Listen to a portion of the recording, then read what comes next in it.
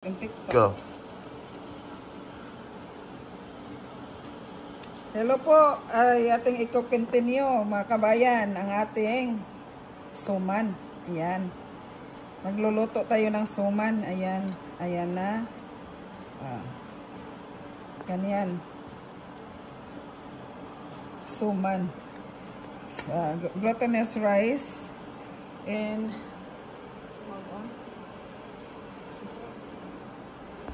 glutinous rice and wraps and banana leaves.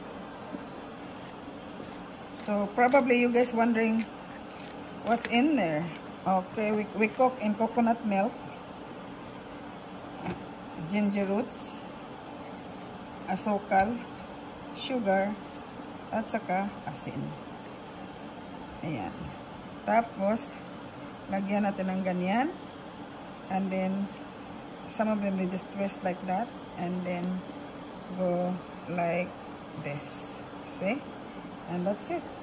Put over here like that.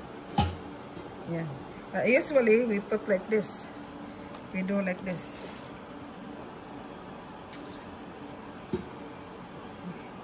So that it won't go out when, because we're gonna cook this at least 30 minutes. 30 minutes ang pagluto natin sa tubig. Kasi luto na siya. We're just gonna takpan. Lagyan ng tubig. Put some water on it. And then, there. May suman na po tayo. Ayan. Ayan, yan. Cut.